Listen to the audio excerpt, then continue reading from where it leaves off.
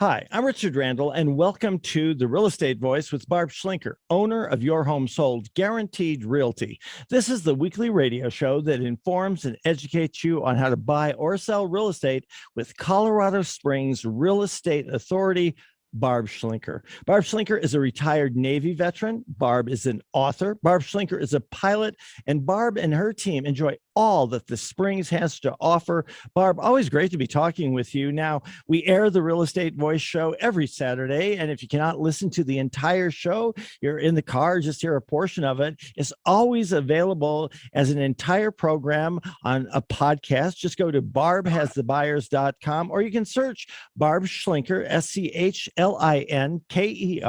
on most of the popular podcast platforms like iHeart Radio and the rest of them. Every week, the Real Estate Voice covers great information about people's primary assets. That is, of course, your home. So, Barb Schlinker, what will we be talking about today? Well, Richard, I'm excited to cover this new topic just because, I wouldn't want anybody taking advantage of. It always breaks my heart to hear about that. So the first topic is about the real estate scams that every homeowner should know about, because there's a lot of things going on out there and you have to pay attention to what's going on. Some of these people especially take advantage of our seasoned citizens, and it really breaks my heart. Then the next topic we're going to talk about are the 27 tips to drive up the sales price of your home. And we'll just talk about some of the things that make buyers attracted to your home. We'll also talk about how to get multiple cash offers on your home. And then the last thing, which is probably the most important thing we're going to talk about right now, is pricing your home correctly so you make thousands of dollars when you sell. Every single week, it seems like at least a quarter of the homes on the market are reducing the price because they reach too high. But actually, if you price it appropriately out of the gate, you'll get the most offers and the most money. Richard?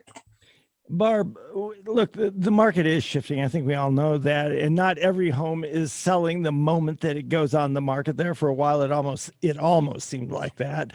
That leaves those looking to sell more motivated and vulnerable than they had been before. There are some interesting scams that you talked about that are going on right now in the real estate industry that every homeowner should absolutely know about. God bless you, and thank you for bringing them to us. Tell us about them, Barb Schlinker. Well, the first one that most of the title companies and hopefully most real estate agents are telling their clients to really watch out for wire fraud. This wire fraud takes place especially on email. So let me give you a story kind of to explain how this works.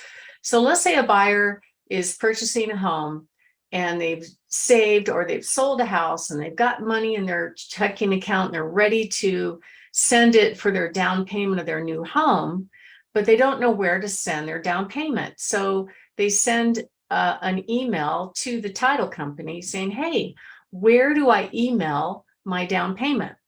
Well, what's been going on is there's hackers watching for that kind of language on email.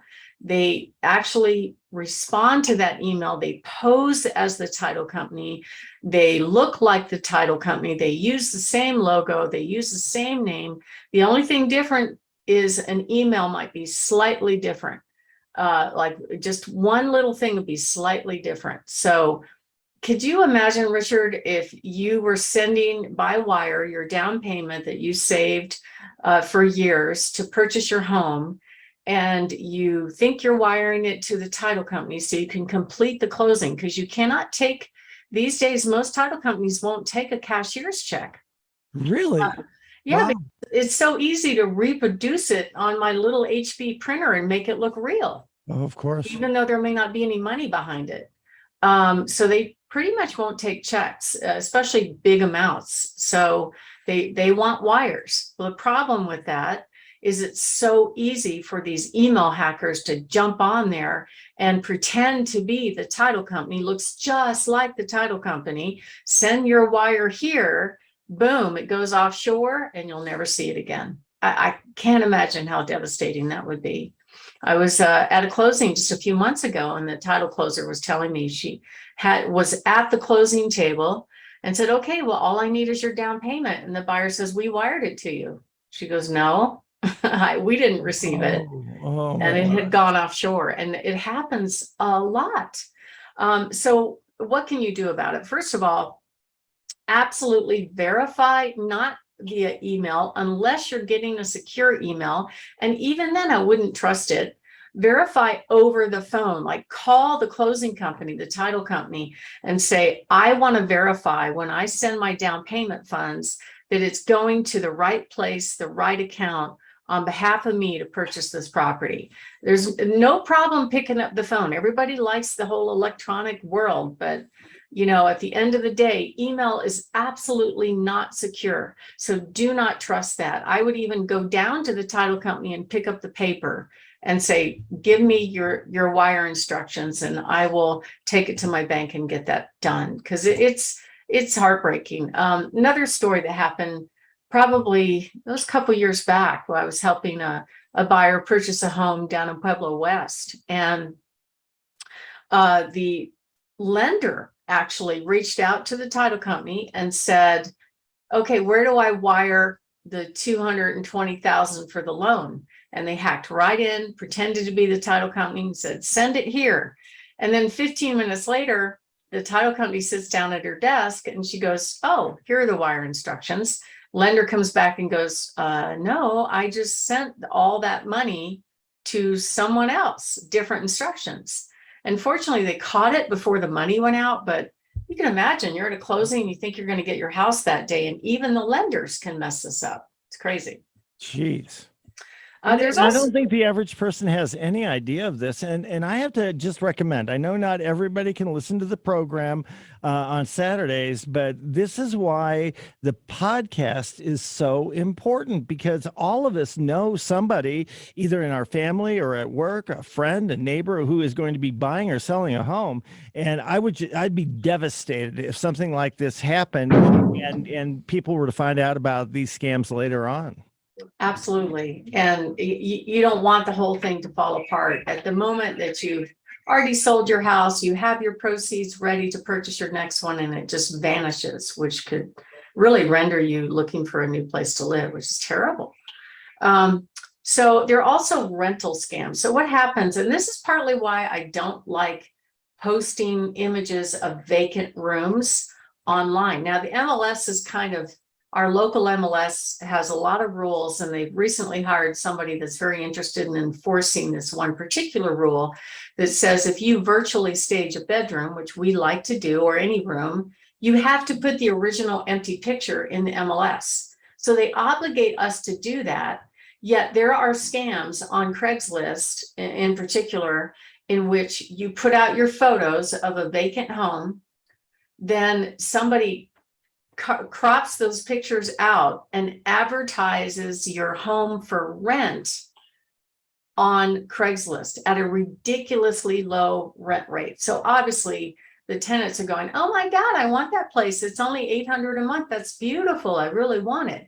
So the scam is that they get you to send your security deposit to whoever these people are. And they say, and we're going to mail you a key. Now, even though you've got a yard sign in the front yard, I've actually asked tenants about this that have been defrauded about this. There's a for sale sign in the front yard. Their answer to that is, oh, that's okay. I just fired my agent. She just hasn't come and taken it down. So they end up giving up a big security deposit, yet they don't have access to the home. Heartbreaking. It's heartbreaking, and it's a sad thing, and it's been going on for quite some time. That's why I do not like marketing homes just purely empty, because of that one reason. Plus, it doesn't look as attractive. Some buyers don't have that artistic brain. I'm one of those people. If I look at an empty room, I can't visualize myself, putting furniture in there, living in there. I just don't have that capability. So you want to make sure that, when you're having your homes marketed, you don't want it's sort of like a big red flag on your house to say, hey, I'm empty, come vandalize me. I have a listing right now where these druggies broke in and made themselves at home, and I can't They've broken in twice, to my knowledge. They've damaged the garage door. They're doing drugs in there. I talked to one of them. I'm like, you need to get out because the police are coming. But Richard, unfortunately, when we called the police, they never came. They're like, whatever. They don't seem to care about that particular crime.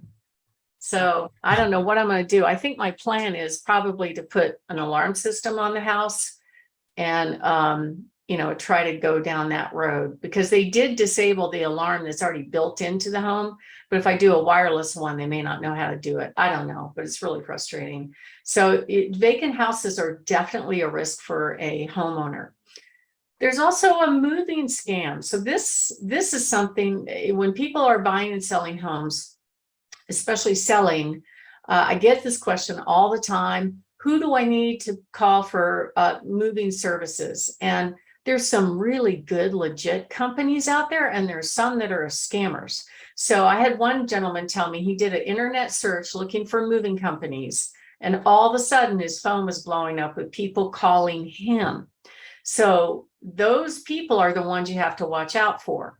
So what happened was they called him, they came out, they gave a bid, said, oh, this will cost $3,500.